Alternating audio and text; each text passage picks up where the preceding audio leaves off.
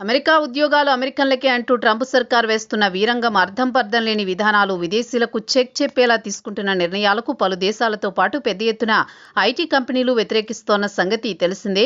ప్రపంచానికి పెద్దన్న పేరును ఎంజాయ్ చేయడమే కాదు, ఆ బాధ్యతను మోసే విషయంలో ట్రంప్ తీరు మిగిలిన అధినేతలకు భిన్నంగా ఉండడం తెలిసిందే.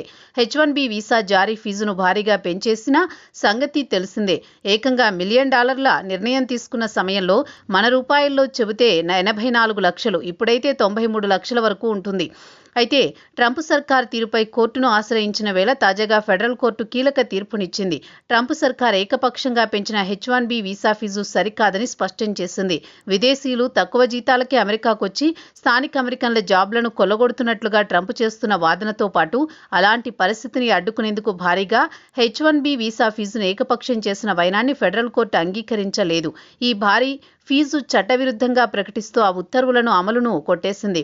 బోస్టన్కు చెందిన అమెరికా డిస్ట్రిక్ట్ జడ్జి లియో సోరోకిన్ తీర్పును ఇస్తూ కాంగ్రెస్ ఆమోదం లేకుండా అధ్యక్షుడు స్వతంత్రంగా ఇంత భారీగా ఫీజులను పన్నుల రూపంలో విధించలేరని స్పష్టం చేసింది.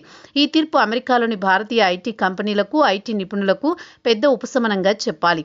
ఈ మొత్తం వివాదం 2025 సెప్టెంబర్లో షురు అయింది. అమెరికా అధ్యక్షుడిగా తనకున్న ప్రత్యేక అధికారాలను ఉపయోగించుకొని కొత్తగా దరఖాస్తు చేసే H-1B వీసా అప్లికేషన్ ఫీజును $1,00,000 అదనపు రుసుమును విధిస్తూ ఆర్డర్ జారీ చేయడం తెలిసిందే. $1,00,000 ఫీజును సమర్థించారు. ఈ నేపథ్యంలో ఐటీ సంస్థలు హైకోర్టును అప్పీల్ చేసుకున్నాయి. తాజాగా జూన్ 2026 రాష్ట్రాల అటార్నీ జనరల్స్ దాఖలు చేసిన మరో కేసును విచారించిన బోస్టన్ కోర్టు జడ్జి లియో సోరోకిన్ ఇంతకు ముందు ఇచ్చిన తీర్పును విభేదించారు. సరికొత్త తీర్పునిస్తూ $1,00,000 అనేది రుసుము, సాధారణ సర్వీసు ఫీజు కాదని ఇదో అక్రమ పన్నుగా అభివర్ణించారు. అమెరికా రాజ్యాంగం ప్రకారం ఈ తరహా పన్ను విధించే అధికారం కేవలం పార్లమెంటుకు మాత్రమే ఉంటుందని స్పష్టం చేశారు.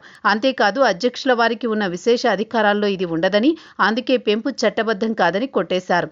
ఈ తీర్పు నేపథ్యంలో ఇప్పుడేమవుతుంది అన్నది ప్రశ్నగా మారింది. ఈ తీర్పుపై ట్రంప్ సర్కార్ తీవ్ర అసంతృప్తి వ్యక్తం చేస్తూ తాము చట్టపరిధిలోనే నిర్ణయాన్ని తీసుకున్నట్లుగా చెబుతూ ఉన్నత న్యాయస్థానానికి ఈ కేసు అప్పీలుకు వెళ్లనున్నట్లు వైట్ హౌస్ ప్రకటించింది. దీంతో ఈ వ్యవహారం ఇప్పుడు ఉన్నత న్యాయస్థానం వద్దకు చేరినట్లయింది. అక్కడి తీర్పుకు అనుగుణంగా పరిణామాలుంటాయని చెప్పొచ్చు.